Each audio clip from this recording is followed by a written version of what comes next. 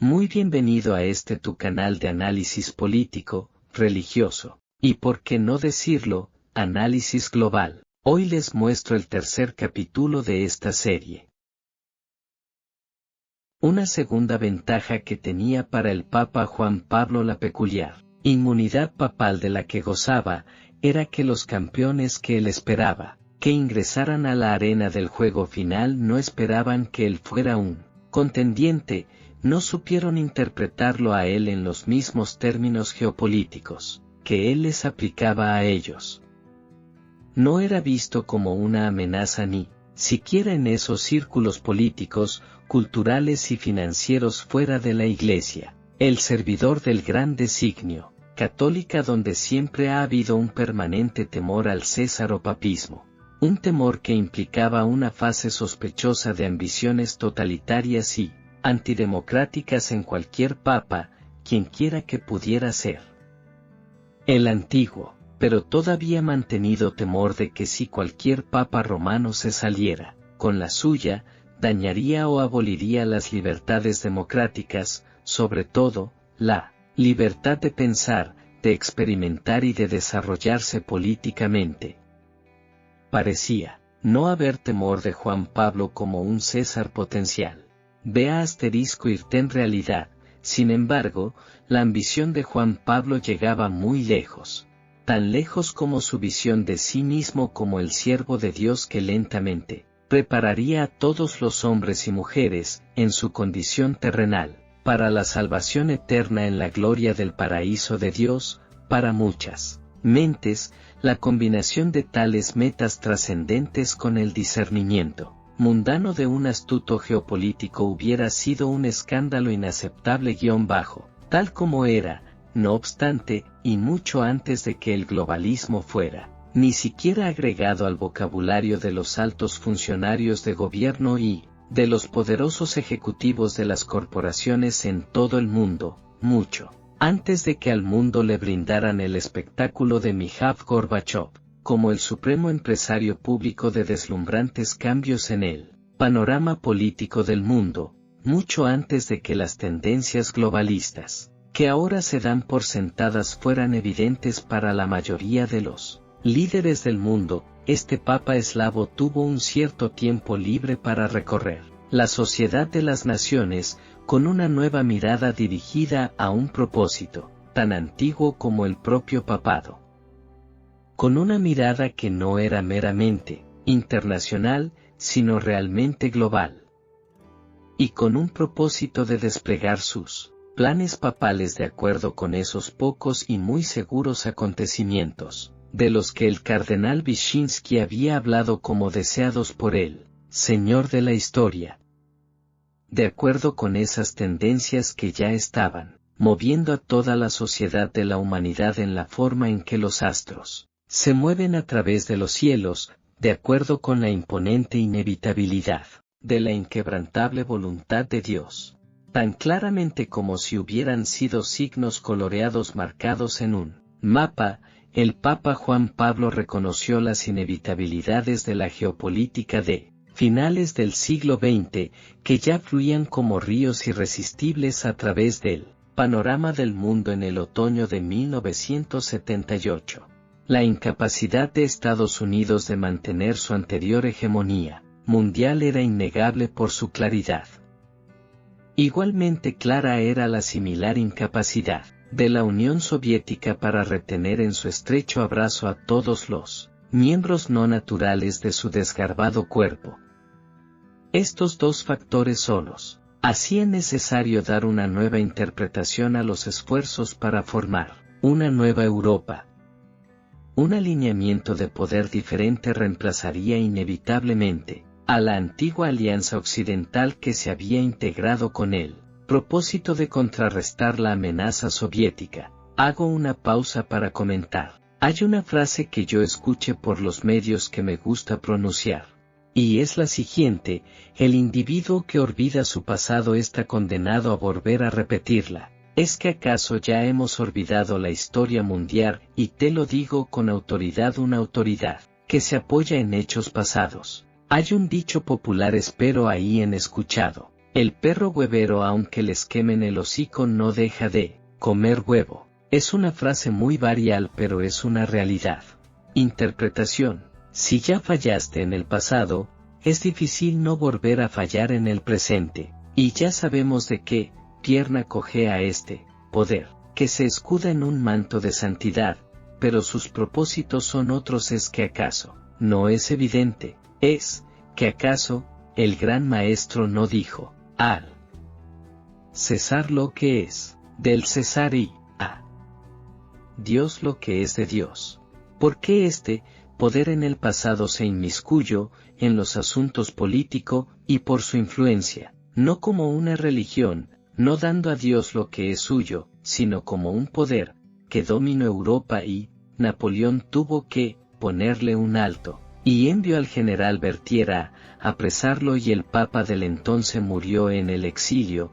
Esto es historia, y te insto a buscarla en Google. Por su ejemplo les conoceréis este imperio romano, con la influencia de Anás y Caifás, sacerdotes supuestamente de Dios Altísimo, y la mayoría del pueblo judío, crucificaron al Mesías con el poder militar de Roma en su fase pagana. Si pagana, ¿por qué después de perseguir al pueblo de Dios, en ese tiempo lo volvió a repetir, en su fase papal, en la Inquisición, ya estando cristianizada, y ver que mataban 1000 y se convertían 2000, y que el imperio perdía poder? Cambia su estrategia y, supuestamente, decide unirse al cristianismo, dejando su fase pagana de adorar a muchos dioses. Y él, entonces emperador romano Constantino, decide unirse al cristianismo, dejando su fase pagana de adorar a muchos dioses, a su faz papal. Y recuerden que el apóstol Juan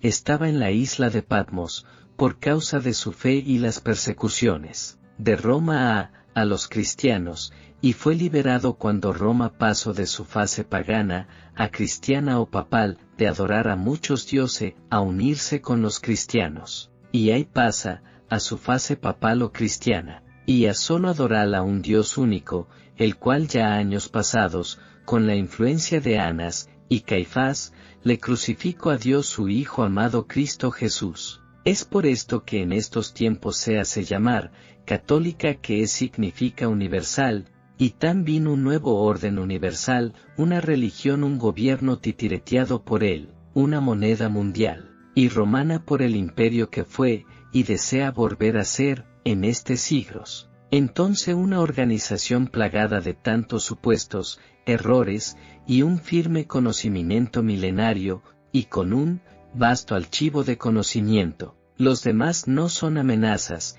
y con milenio de actividad, primero como imperio y luego como cristiano, conforme a la historia, como individuo, me da el derecho a dudar si investigo estas dos fuentes, la historia y la Biblia, cuáles son sus intenciones reales, ya que este imperio que fue y que ya no es y que será. Esto como que me suena a un capítulo de Apocalipsis. Se reúne con los líderes de la tierra, y es por eso que se hace llamar Iglesia Católica Romana. Las pruebas están en sus manos, mi querido jurado, investiguen y deliberen, pero eso sí, sean imparcial y condenen a quien se lo merezca. No más comentario y sigamos. Inocencio III se dio cuenta de que esas reglas no servirían para su objetivo a largo plazo. En el año 1215, el Papa congregó a todos los líderes cristianos en el Cuarto Concilio de Letrán, celebrado en Roma. Inocencio utilizó el encuentro para anunciar sus nuevas normas para la persecución de herejes y clérigos descarriados. La Santa Inquisición había nacido.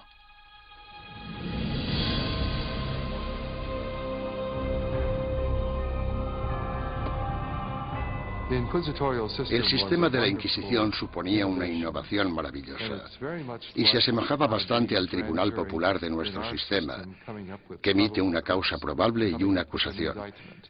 No tenían que demostrar nada, solo necesitaban tener muy claro o tener suficientes indicios que sugirieran la culpabilidad del acusado. El proceso inquisitorial de Inocencio III daba la potestad al investigador de construir un caso completo, recogiendo a escondidas las opiniones de la gente de la comunidad. En 1231, el Papa Gregorio IX inicia un concurso público para el nombramiento de nuevos agentes especiales, llamados inquisidores de la depravación hereje.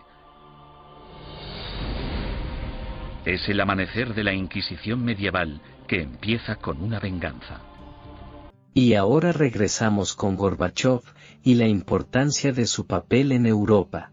A un nivel, dirigió una campaña personal de relaciones públicas que debe haber hecho que la avenida Madison enrojeciera de envidia.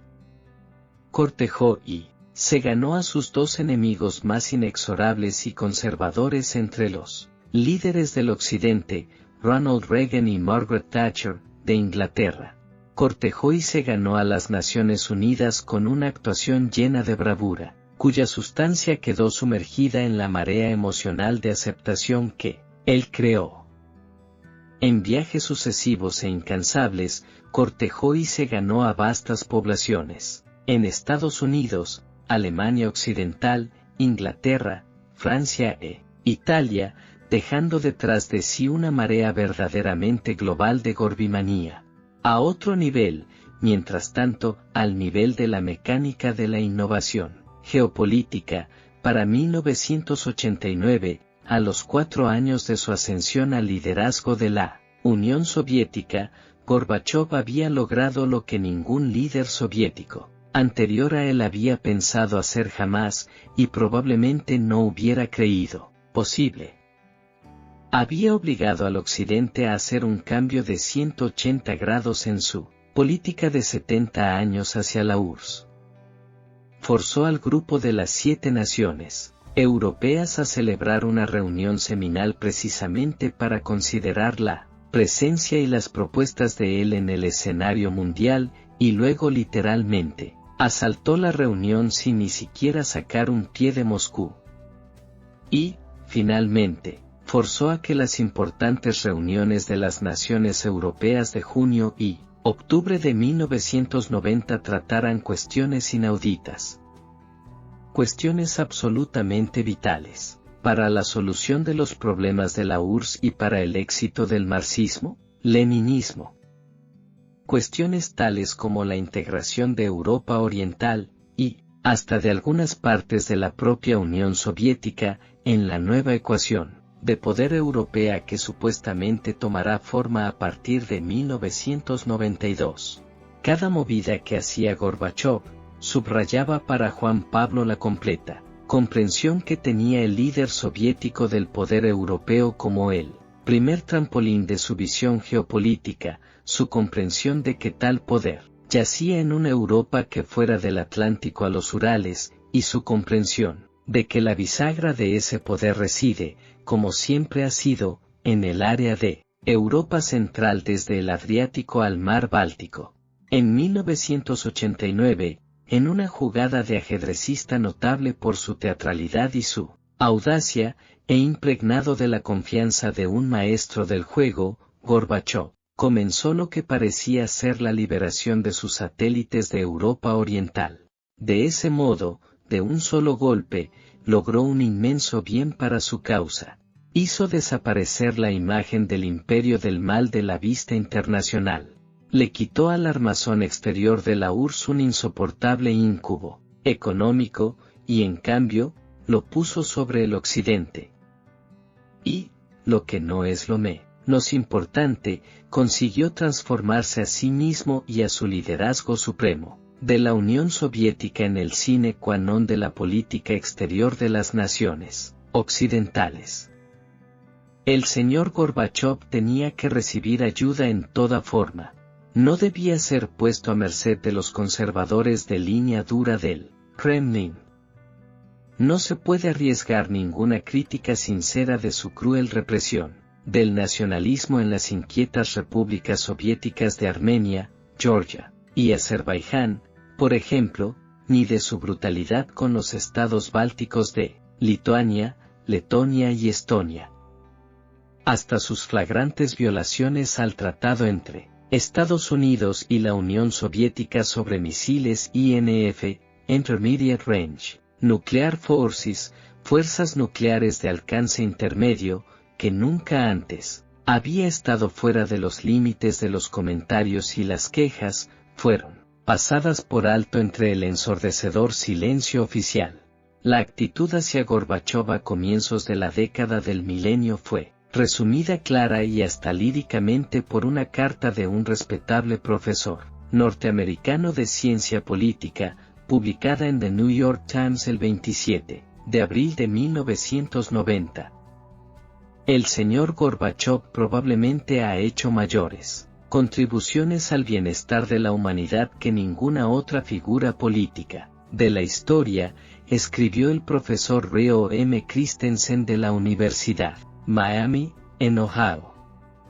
Terminar la Guerra Fría, revertir la carrera armamentista, liberar a Europa Oriental, introducir reformas democráticas y económicas en la Unión Soviética tan rápidamente como era posible, retirarse de Afganistán, y de la mayoría de los puntos en que los soviéticos crearon problemas en las recientes décadas, y mejorar la atmósfera política, constituyen logros sin paralelo.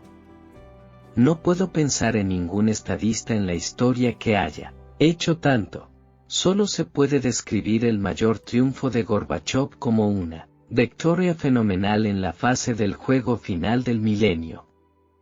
Porque en los días iniciales de 1990, no solo los académicos y comentaristas sino virtualmente todos los líderes políticos y empresariales del Occidente, a ambos lados del Atlántico, no solo estaban considerando, sino hablando y planeando sobre la propuesta de Mikhail Gorbachov sobre una nueva comunidad europea, que comprendería alrededor de 800 millones de personas y que se extendería hacia el oeste, desde los patios de ferrocarril de Vladivostok, hasta las playas bañadas de sol de California.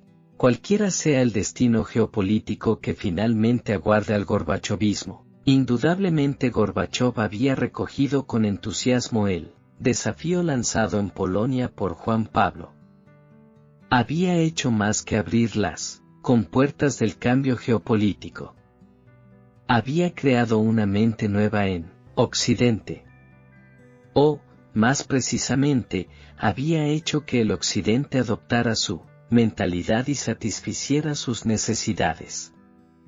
Había incluido exitosamente a la Unión Soviética en las entrañas mismas de la vida económica y de la maquinaria, de un nuevo mundo que estaba naciendo.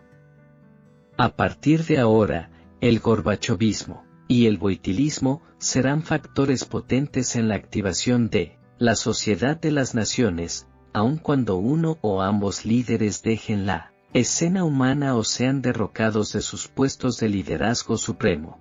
Como papa que es, sería típico que Juan Pablo rezara para que un día Mikhail Gorbachov entre a la casa de Dios que construyó Pedro, no porque como leninista codicia la Iglesia romana como la herramienta de poder geopolítico, que es, y no porque necesita la cooperación del pontífice como eslavo y su igual geopolítico, sino como un penitente en oración. Gorbachov fue bautizado de niño, después de todo, y era un creyente que iba a la iglesia en su niñez. Quizá no sea demasiado esperar que el líder soviético no sea totalmente insensible a la gracia de su antigua fe. 4. Como el geopolítico que es, no obstante, Juan Pablo, de manera igualmente típica, no permitiría que esas plegarias y esperanzas, aunque son profundamente genuinas, nublaran o reemplazaran su clara comprensión del proyecto que Mikhail Gorbachov ha formado para el nuevo orden mundial, el proyecto que él y sus colaboradores del Estado Partido Soviético están plenamente confiados que instalarán, como triunfadores en esta, la mayor confrontación histórica que ha experimentado la humanidad. Para Juan Pablo, no hay ningún misterio en el designio de Gorbachov. Es la versión de finales del siglo XX del viejo paraíso de los trabajadores, de Lenin, pero inteligentemente expurgada de las crudezas y estupideces que obstaculizaban la visión de Lenin. La definición de Lenin de la revolución proletaria, por ejemplo, ha sido extendida para abarcar algo mucho más amplio que las masas de trabajadores. La nueva revolución leninista liberará a todas las personas de la esclavitud y de la insignificancia de la vida cotidiana, incluyendo la insignificancia antes característica del marxismo. Compartirá el terreno con los capitalistas en la solución de los problemas mundiales. Y hará todo eso incansablemente, claramente, solo, por amor al hombre. El hombre se llevará el crédito por todo ello, en la certeza de que el propio hombre es el creador de todas las cosas buenas y agradables. Atraso sociopolítico y su deficiencia tecnológica. En el momento en que emergió un Gorbachov plenamente maduro, en 1985, como secretario general del PQS y líder supremo del aparato y del imperio soviético, él tenía una clara comprensión de los males internos que plagaban a la Unión Soviética, y que amenazaban la revolución mundial marxista-leninista. Para el Papa Juan Pablo, lo más interesante de Mikhail Gorbachov como secretario general era que no respondía a esos males de la URSS, potencialmente letales, como lo había hecho cualquiera de sus predecesores. No, ignoraba los problemas, por ejemplo, como había hecho Khrushchev en su confidencia doctrinaria y sin imaginación de que el Occidente estaba en sus últimas etapas y se derrumbaría bajo el peso de su propia corrupción. Tampoco continuaba la económicamente insana construcción de la superioridad militar de Moscú, como había hecho Brezhnev, preparándose a tomar el Occidente por asalto si la desesperación conducía en esa dirección. En cambio, Gorbachov comenzó a hacer el tipo de jugadas que de inmediato lo señaló, en el libro mayor de Juan Pablo, como el campeón geopolítico del Este, el tipo de jugadas que un geopolítico esperaría de otro, porque empleando formas completamente nuevas, el nuevo líder soviético comenzó a activar el verdadero y hasta entonces desaprovechado potencial geopolítico del Estado Partido Soviético, el otro único aparato global que ya estaba en su lugar mundial, y que podría levantarse y correr con relativa facilidad como rival de la institución religiosa católica romana de Juan Pablo. Rápidamente, se hizo evidente para los analistas del Vaticano que Gorbachov interpretaba los problemas de la Unión Soviética como íntimamente relacionados con las tres áreas fuera de la Unión Soviética, que ya eran el objeto de la atención geopolítica de Juan Pablo. En un flanco, Gorbachov se enfrentaba al hecho de que Europa Occidental, con Alemania Occidental en su centro, prometía convertirse pronto en una comunidad de 300 millones de personas con enorme poder económico. En un segundo flanco, la República Popular de China no solo aventajaba a la URSS demográficamente, con una población de 1.500 millones, sino que era más que probable que también lo hiciera tecnológica y económicamente, si la Unión Soviética permanecía estancada económicamente.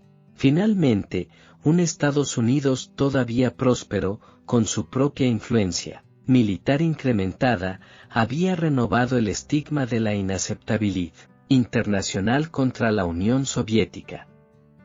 El epíteto del presidente Reagan, frecuentemente repetido, de imperio del mal, yacía como una mortaja internacional sobre cada movimiento soviético.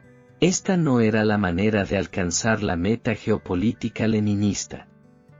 En consecuencia, como el segundo verdadero geopolítico en entrar a la arena del juego final del milenio, Mikhail Gorbachov inició un nuevo orden del día mundial.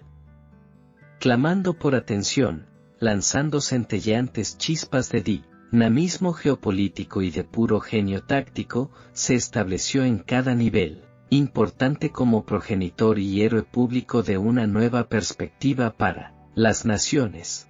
Y hasta aquí, con esta maraña de conspiración, y mi pregunta es la siguiente: ¿en qué terminará esta marea de conspiración y cuál será el final? Espero que te des cuenta que hubo, en el pasado, una agenda que fue cumplida al pie de la letra, y que en estos tiempos también hay una la que culminara con tantos milenios de preparación, y la tecnología jugará un papel predominante, si fue de tu agrado, y quieres saber en qué terminará este nuevo orden de los siglos. Suscríbete, y regálame un like, así tú me alentarás y apoyarás a seguir con este proyecto. Muchas gracias por su tiempo prestado, tu amigo, Rolly Guzmán.